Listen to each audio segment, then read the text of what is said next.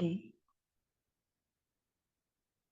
तो आज की मुरली है स्वमान में रहने से फरमान की पालना। स्वमान में रहने से फरमान की पालना। मुरली की डेट है 10 मई 72, 10 मई 72। तो बाप दादा कहते स्वमान और फरमान दोनों में रहने और चलने के अपने को हिम्मतवान समझते हो। स्वमान और फरमान, फरमान माना ऑर्डर, आज्ञा।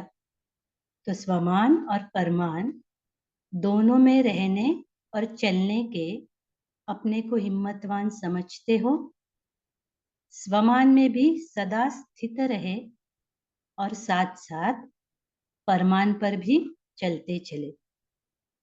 इन दोनों बातों में अपने को ठीक समझते हो। अगर स्वमान में स्थित नहीं रहते हैं तो फरमान पर चलने में भी कोई ना कोई कमी पड़ जाती है। फरमान में स्थित नहीं है तो फरमान पर चलने में भी कोई ना कोई कमी पड़ जाती है। माना फरमान भी, बाबा के ऑर्डर्स भी हम ठीक तरह से फॉलो नहीं कर पाते।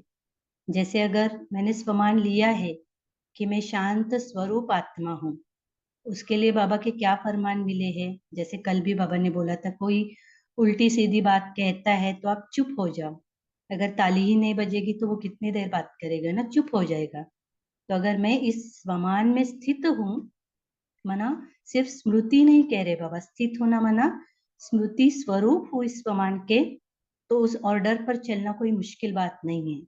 लेकिन अगर वो स्वमान में मैं स्थित नहीं हूँ और सिर्फ फरमान याद है तो फिर प्रॉब्लम हो सकती है। कैसे, वो बाबा आगे बताएंगे। इसलिए बाबा कहते अगर स्वमान में स्थित नहीं रहते हैं तो फरमान पर चलने में भी कोई ना कोई कमी पड़ जाती है। इसलिए दोनों बातों में अपने आप को यथार्थ रूप से स्थित करते हुए सदा ऐसी स्थिति बनाना। वर्तमान पुरुषोत्तम संगम युग का अब ब्राह्मणों का जो ऊंच से ऊंच स्वमान है उसमें स्थित रहना है।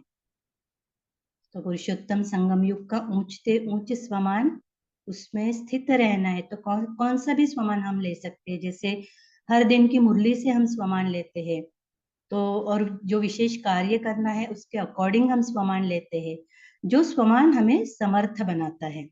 जैसे मैं पुरुषोत्तम संगम युगी ब्राह्मण हूँ, सारा दिन ये भी याद रहे तो कोई गलत कर्म होगा ही नहीं, किसी आज्ञा का उल्लंघन होगा ही नहीं। मैं मास्टर सर्वशक्तिवान हूँ तो हर कार्य करते वक्त शक्तियां इमर्ज रूप में रहेंगी। तो इसलिए बाबा कहते कि जो ऊंच से ऊंच स्वमान है उसमें स्थित रहना है। इस एक ही श्रेष्ठ स्वमान में स्थित होने से भिन्न भिन्न प्रकार के देह अभिमान स्वतः और सहज ही समाप्त हो जाते हैं। कहा कहा सर्विस करते करते व अपना पुरुषार्थ में चलते चलते बहुत छोटी सी एक शब्द की गलती कर देते हैं। सर्विस करते करते व अपने पुरुषार्थ में चलते चलते बाबा कहते आप एक गलती कर देते हो एक छोटे से शब्द की, जिससे ही फिर सारी गलतियां हो जाती है। तो एक गलती होने के कारण, एक छोटे से शब्द की गलती होने के कारण एक से दूसरी, दूसरे से तीसरी और फिर गलतियां होती रहती है। तो बाबा कहते सर्व गलतियों का बीज एक शब्द की कमजोरी है। वो शब्द कौन सा? स्वमान से स्व शब्द निकाल देते हैं। स्वमान से स्व शब्द निकाल देते हैं, स्वमान को भूल जाते हैं और मान में आने से परमान भूल जाते हैं। स्वमान से स्व को भूला, खुद को भूला, तो फिर बाबा जो कहना चाहते हैं वो भी फरमान हम भूल गए। बाबा कहते फरमान है स्वमान में स्थित रहो। बाबा का फरमान स्वमान में स्थित रहो। तो जैसे हम देखते हैं ना कि अगर यही स्वमान मैंने लिया कि मैं शांत स्वरूप आत्मा हूँ और उससे रिलेटेड सारे फरमान बाबा के ऑर्डर्स, मुझे सारी आज्ञाएं याद है कि मुख में मुहलेरा डाल लो, उल्टी सीधी बातें करते हैं तो चुप बैठ जाओ, शीतलता की देवी बन जाओ, सारे फरमान मुझे याद है। लेकिन जैसे मुरली के बाद तो वो याद रहता है और सारे दिन में सिर्फ फरमान याद है, मैं स्वमान में स्थित नहीं हूँ। तो क्या होगा अगर ऐसी कोई परिस्थिति आ भी जाती है, तो थोड़ी देर के लिए तो मैं चुप रह सकती हूँ, लेकिन अगर वो सामने वाला व्यक्ति शांत ही नहीं हो पा रहा है, तो फिर धीरे धीरे क्या होता है, अंदर इरिटेशन बढ़ने लगता है। और एक समय ऐसे आता है, क्योंकि हम सिर्फ मुख से शांत है, अंदर तो बहुत कुछ चल रहा होता है, तो फिर एक समय ऐसा आता है कि नहीं, अभी बस, अभी मुझे इसको बोलना ही पड़ेगा। तो फिर क्या हो गया, फरमान का उल्लंघन हो जाता है। तो ये क्या हुआ, एक तो स्वमान की स्थिति में स्थित नहीं है, खुद को भूल गए, सामने वाले की गलतियों को देखते रहे तो फरमान को भूल गए। तो बाबा कहते हैं इसलिए स्वमान में स्थित रहो। मान में आने से फरमान खत्म हो गया ना। अगर आत्मा के स्वमान में स्थित नहीं है तो फिर देह के अभिमान में स्थित होंगे, तो उस मान में आने से फिर क्या हो जाएगा, फरमान को भूल जाएंगे। तो फरमान फरमान खत्म हो गया ना। इसी एक शब्द की गलती होने से अनेक गलतियां हो जाती है। स्व को भूल गए, मैंने उसको कुछ सुना दिया, फिर उसने मुझे सुना दिया, फिर झगड़ा शुरू हो गया, रिश्ते खराब हो गए, बहुत गलतियां होती रहती है। फिर मान में आकर बोलना, चलना, करना सभी बदल जाता है। सिर्फ एक शब्द कट होने से जो वास्तविक स्टेज है उससे कट हो जाते हैं। तो ऐसी स्थिति में आने के कारण जो पुरुषार्थ व सर्विस करते हैं उसकी रिजल्ट ये निकलती है, जो मेहनत ज्यादा और प्रत्यक्ष फल कम निकलता है। स्वमान को भूल गए, देह के अभिमान में आ गए, तो कितना भी पुरुषार्थ करे, सर्विस करे, लेकिन मेहनत बहुत करेंगे, लेकिन उसकी रिजल्ट उतनी नहीं मिलेगी, सफलता उतनी नहीं मिलेगी। तो इसलिए बाबा कहते हैं मेहनत ज्यादा और प्रत्यक्ष फल कम निकलता है। सफलता मूर्त जो बनना चाहिए वो नहीं बन पाते, और सफलता मूर्त न बनने के कारण व सफलता प्राप्त न होने के कारण फिर उसकी रिजल्ट क्या होती है, सफलता नहीं मिली, पुरुषार्थ में नहीं मिली, सेवा में नहीं मिली, तो उसकी रिजल्ट क्या होती है, मेहनत बहुत करते करते, चलते चलते थक जाते हैं, उल्लास कम होते होते आलस्य आ जाता है, और जहां आलस्य आया वहां उनके अन्य साथी भी सहज ही आ जाते हैं। तो बहुत मेहनत करके चलते चलते थक गए, जैसे फॉर एग्जाम्पल अमृत वेला, मुझे बहुत शक्तिशाली अमृत वेला करना है, लेकिन अनुभव ही नहीं हो पा रहा है, तो फिर मेहनत करते करते इतने दिन से कर रहे हैं, कुछ रिजल्ट तो नहीं निकल रही, सफलता तो नहीं मिल रही, तो फिर क्या होता है, आलस्य आ जाता है, चलो आज एक दिन नहीं उठेंगे, वैसे भी अनुभव कहाँ होता है। तो फिर क्या होता है, एक दिन से 2 दिन, 2 दिन से 4 दिन फरमान का उल्लंघन होने लगता है। और फिर क्या होता है, बाबा कहते हैं ना कि अगर अमृत वेले अपने आप को नहीं भरा, खुद को स्वयं को नहीं भरा, तो सारे दिन कैसा रहेगा, अपेक्षाओं में रहेगा, क्रोध में जाएगा, दुख देंगे, दुख लेंगे। तो फिर ये आलस्य का विकार जो है वो अकेला नहीं आता, अपने सर्व साथियों सहित आता है। तो बाबा कहते आलस्य अपने सर्व साथियों सहित आता है, अकेला नहीं आता। जैसे बाप भी अकेला नहीं आता, अपने बच्चों सहित प्रत्यक्ष होता है, वैसे ये जो विकार है वो भी अकेले नहीं आते, साथियों के साथ आते हैं। इसलिए फिर विकारों की प्रवेशता होने से कई फरमान उल्लंघन करने के कारण स्थिति क्या हो जाती है, आलस्य आया, आलस्य के साथ साथ अन्य विकार भी आए, अन्य विकार आने से फिर 1 से 2, 2 से 4 हर फरमान का उल्लंघन करते गए, तो फिर स्थिति क्या हो जाती है। तो बाबा कहते कोई ना कोई बात का अरमान रह जाता है, अरमान मना अपेक्षा, इच्छा रह जाती है, तो न स्वयं संतुष्ट रहते, न दूसरों को संतुष्ट कर पाते। और ये सब क्यों होता है? सिर्फ एक शब्द कट करने के कारण। स्वमान से स्व को भूल गए, पुरुषार्थ कर रहे, सेवा कर रहे हैं, बहुत मेहनत कर रहे हैं, लेकिन प्रत्यक्ष फल कम है, सफलता कम है, तो थक जाते हैं, दिल शिकस्त हो जाते हैं, फिर आलस्य आ जाता है। आलस्य के साथ साथ अन्य विकार आ जाते हैं, फरमान का उल्लंघन होते रहता है, तो क्या होता है? अपेक्षाएं बढ़ती है और फिर संतुष्टता गायब।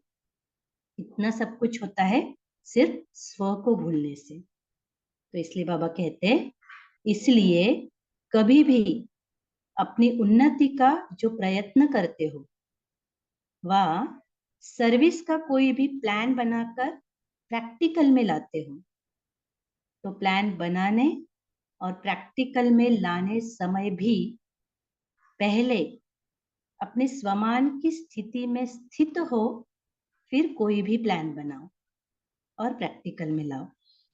तो अपनी पुरुषार्थ के लिए कोई प्लान कर रहे हैं, सर्विस के लिए कोई प्लान बना रहे हैं और उसे प्रैक्टिकल में ला रहे हैं, तो सबसे पहले स्वमान की स्थिति में स्थित होना है, फिर कोई भी प्लान बनाना है और फिर उसको एग्जीक्यूट करना है। तो बाबा कहते, स्थिति को छोड़कर प्लान नहीं बनाओ, स्थिति को छोड़कर प्लान नहीं बनाओ।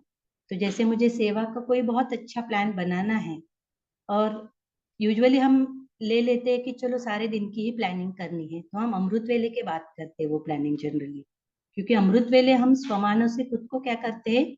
श्रृंगारते हैं, भरपूर करते हैं ना, स्वमानों की माला जपते हैं, तो फिर क्या आता है? वो समर्थी आती है।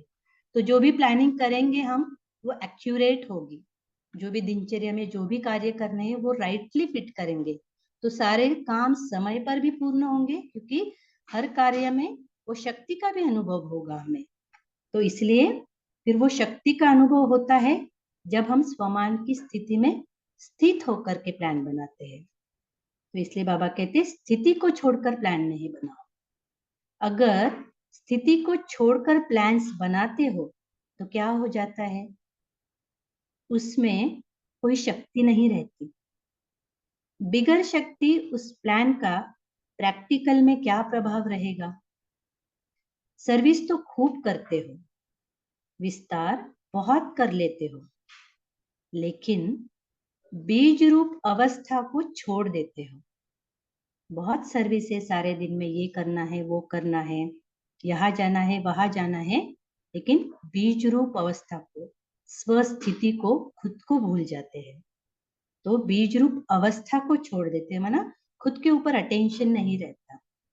तो विस्तार में जाने से सार निकाल देते हैं, इसलिए अब सार को नहीं निकालो, विस्तार को समाने, अर्थात सार स्वरूप बनने नहीं आता। क्वांटिटी में चले जाते हो, लेकिन अपनी क्वालिटी नहीं निकलती। है ना, बहुत कुछ करना है, बहुत सर्विस करनी है, बहुत प्लान्स बना लिए, लेकिन उसमें क्वालिटी नहीं रहती। समर्थी ना होने के कारण क्वालिटी नहीं निकलती। अपनी स्थिति में भी संकल्पों की क्वांटिटी है, इसलिए सर्विस की रिजल्ट में भी क्वांटिटी है, क्वालिटी नहीं। स्थिति में संकल्पों की क्वांटिटी है, बहुत कुछ करना है तो बहुत संकल्प चलेंगे, तो जो समर्थ संकल्प है वो तो बहुत कम चलते हैं, लेकिन बहुत ज्यादा विस्तार में चले जाते हैं। बहुत संकल्प है तो संकल्पों की भी क्वांटिटी है, लेकिन उनमें समर्थी न होने के कारण फिर क्या होता है? सर्विस के रिजल्ट में भी क्वांटिटी निकलती है, क्वालिटी नहीं निकलती। तो सारे झाड़ रूपी विस्तार में एक बीज ही पावरफुल होता है ना, ऐसे ही क्वांटिटी के बीच में एक भी क्वालिटी वाला है, तो ये विस्तार में बीज रूप के समान है। क्वांटिटी के बीच में एक भी क्वालिटी वाला है, एक भी एक मिनट।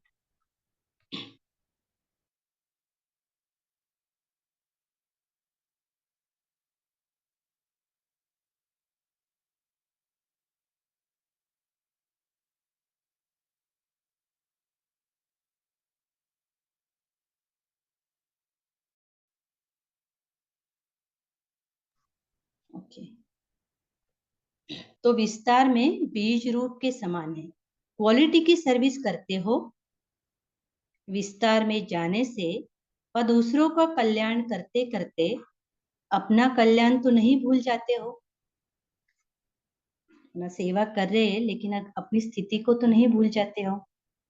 जब दूसरों के प्रति जास्ती अटेंशन देते हो तो अपने अंदर जो टेंशन चलता है उनको नहीं देखते हो। तो पहले अपने टेंशन पर अटेंशन दो, मतलब अपनी स्थिति पर अटेंशन दो। फिर विश्व में जो अनेक प्रकार के टेंशन है उनको खलास कर सकेंगे। पहले अपने आप को देखो, अपनी सर्विस फर्स्ट, अंडरलाइन, अपनी सर्विस फर्स्ट। अपनी सर्विस की तो दूसरों की सर्विस स्वतः हो जाती है। अपनी सर्विस को छोड़ दूसरों की सर्विस में लग जाने से समय और संकल्प ज्यादा खर्च कर लेते हो। इस कारण जो जमा होना चाहिए वो नहीं कर पाते। जमा न होने के कारण वो नशा, वो खुशी नहीं रहती। अभी अभी कमाया और अभी अभी खाया तो वो अल्पकाल का हो जाता है। जमा रहता है वो सदा साथ रहता है। तो जमा कौन कौन से खजाने, बाबा ने अभी कुछ दिन पहले बोला था ना कि समय का है, श्रेष्ठ संकल्पों का है, ज्ञान का है, गुणों का, शक्तियों का, दुआओं का, इतने सारे खजाने हैं।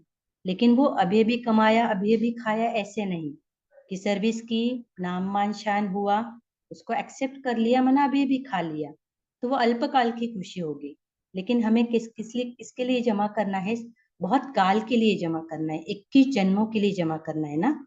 तो जमा रहता है वो सदा साथ रहता है। तो अब जमा करना भी सीखो, सिर्फ इस जन्म के लिए नहीं लेकिन 21 जन्मों के लिए जमा करना है। अगर अभी अभी कमाया और खाया तो भविष्य में क्या बनेगा? अभी अभी कमाया और अभी अभी बांटा नहीं, खाने के बाद समाना भी चाहिए, फिर बांटना चाहिए। कमाया और बांट दिया तो अपने में शक्ति नहीं रहती, सिर्फ खुशी होती है, जो मिला सो बांटा। माने जैसे एक बहुत अच्छी स्वादिष्ट डिश मैंने बनाई है जिसके हेल्थ बेनिफिट्स भी बहुत है, और मैंने सबको वो बताया कि ऐसे ऐसे रहती है, इसके ऐसे ऐसे हेल्थ बेनिफिट्स है, और सबको इनफैक्ट दिया भी, मैंने सर्व भी किया। तो बहुत खुशी हुई मुझे कि मुझे जो मिला, जो नॉलेज मिली वो मैंने बांट दी। लेकिन जब तक मैं उसको खुद कंज्यूम नहीं करता, जब तक उसको खुद समाता नहीं या उसको खुद खाती नहीं, तब तक मुझ में वो शक्ति कहाँ से आएगी? उसके जो हेल्थ बेनिफिट्स है वो मुझे कहाँ से मिलेंगे? तो सिर्फ मिला और बांटा ऐसे नहीं। तो पहले ऐसे ही ज्ञान के बारे में, जैसे शांति के बारे में, शांति की शक्ति क्या होती है, उसके बेनिफिट्स क्या है, उससे क्या नुकसान होता है, सब नॉलेज है मेरे पास। लेकिन मैंने उसको अप्लाई ही नहीं किया और सिर्फ बोल दिया कि ज्ञान मिला मुझे, शांति से ये फायदा होता है, ये नुकसान होता है। 10 लोगों को जाकर मैंने बोल दिया ये सब बात। तो खुशी हुई कि मैंने कुछ अच्छा नॉलेज सबको सुना दिया। लेकिन अगर मैंने खुद उसको धारण ही नहीं किया, उसको समाया ही नहीं, परिस्थिति आने पर क्या मैं शांत रह सकता हूँ? अगर मैंने उस नॉलेज को सच में धारण नहीं किया तो फिर परिस्थिति आने पर वो शक्ति काम में आएगी क्या? तो नहीं आएगी। तो इसलिए बाबा कहते पहले उसको समाना चाहिए, उसको धारण करना चाहिए मुझे, फिर उससे शक्ति मिलेगी। तो बाबा कहते खुशी के साथ शक्ति भी चाहिए। शक्ति न होने कारण निर्विघ्न हो नहीं सकते, विघ्नों को पार नहीं कर सकते। तो छोटे छोटे विघ्न लगन को डिस्टर्ब कर देते हैं। इसलिए समाने की शक्ति धारण करनी चाहिए। अगर शांति का ही उदाहरण ले लिया तो अगर सामने वाला कुछ कर रहा है तो उसके व्यवहार को मैंने समा लेना चाहिए। तो मुझे समाने की शक्ति धारण करनी चाहिए, तो ही मैं उस स्वमान में, अगर मैं उस स्वमान में स्थित हूँ तो ही फिर बाबा के ऑर्डर्स को फॉलो कर सकता हूँ। इसलिए बाबा कहते हैं कि समाने की शक्ति धारण करनी चाहिए, क्योंकि सारे दिन में बहुत कुछ लोग, कितने लोगों से मिलते हैं, कितना कुछ सुनना पड़ता है। तो हर एक को अगर हम रिएक्ट करते रहे तो फिर योग नहीं लगता हमारा, हमारी स्थिति क्या होती है, ऊपर नीचे हो जाती है। तो इसलिए बाबा कहते हैं कि वो विघन लगन को डिस्टर्ब कर देते हैं। इसलिए समाते जाओ, लोगों की छोटी छोटी बातों को, उनके व्यवहार को संभालो, डिस्टर्ब नहीं हो उनसे। तो फिर हमारे योग पे उसका अफेक्ट नहीं होगा, हमारी हमारी लगन डिस्टर्ब नहीं होगी। तो बाबा कहते हैं जैसे खुशी की झलक सूरत में दिखाई देती है, वैसे शक्ति की झलक भी दिखाई देनी चाहिए। सरल चित बहुत बनो, लेकिन जितना सरल चित हो उतना ही सहनशील हो। कि सहनशीलता भी सरलता है, सरलता के साथ समाने की, सहन करने की शक्ति भी चाहिए। वरना अगर मैं कहती हूँ कि मैं बहुत सरल हूँ, ठीक है, मेरे मन में कुछ नहीं रहता, तो कोई एक व्यक्ति आता है, उसने मुझे किसी दूसरे व्यक्ति के बारे में कुछ कह दिया, मैं बहुत सरल हूँ, कुछ अंदर नहीं रख पाई, तो वो दूसरे व्यक्ति को मैंने जाकर वो बात बोल दी, तो क्या हो गया, उन दोनों के बीच का, उन दोनों के मन में क्या हो गया, मनमुटाव हो जाता है, रिश्ते खराब होते हैं, रिश्ते टूट सकते हैं, झगड़ा हो सकता है, क्या कुछ हो सकता है। तो ये सरलता का अर्थ नहीं है, बाबा कह रहे हैं। तो समाने की शक्ति चाहिए, किसी ने मुझे कुछ कह भी दिया तो मुझे उस बात को अंदर समा लेना है, उसका वर्णन नहीं करना है, चिंतन नहीं करना है, किसी को बोलना तो बिल्कुल भी नहीं है, वर्णन तो बिल्कुल भी नहीं करना है उसका। तो फिर क्या होगा, हम रिश्तों को जोड़ने वाले बनेंगे, तोड़ने वाले नहीं बनेंगे। तो जब इनफैक्ट मधुबन गई थी तो भी राजू भाई जी यही बोल रहे थे कि अलौकिक में भी ये अप्लाई करता है इनफैक्ट, कि ब्राह्मण वो जो संगठन को जोड़ता है, तोड़ता नहीं है। और इस बात की वर्तमान समय में बहुत आवश्यकता है। संगठन के किले को मजबूत करने के लिए ब्राह्मणों को जोड़ने वाला बनना है। तो अगर मुझ में समाने की शक्ति, सहन करने की शक्ति भरपूर है, तो कोई आके मुझे किसी के बारे में कुछ भी कहता है तो मैं संभालू उस बात को, रिश्तों को अफेक्ट नहीं होने दो, लौकिक चाहे अलौकिक। ओके, तो इसलिए बाबा कहते तो सरलता बहुत, अगर समाने और सहन करने की शक्ति नहीं, तो सरलता बहुत भोला रूप धारण कर लेती है। और कहा कहा भोलापन बहुत भारी नुकसान कर देता है। तो ऐसा सरल चित भी नहीं बनना, इतना भी सरल चित नहीं होना चाहिए। तो अभी हम यहीं पे रुकेंगे, बाबा इस मुरली में इनफैक्ट आगे कह रहे हैं, इसलिए योग युक्त, राजयुक्त और युक्ति युक्त हमें चलना चाहिए, इतना भी सरल चित नहीं होना चाहिए। अच्छा, तो ऐसे स्वमान में रहने वाले और फरमान पर चलने वाले हिम्मतवान बच्चों को बाप दादा का याद प्यार और गुड इवनिंग। और हम रूहानी बच्चों की रूहानी बाप दादा को याद प्यार, गुड इवनिंग और नमस्ते। वाह बाबा वाह, शुक्रिया बाबा, शुक्रिया।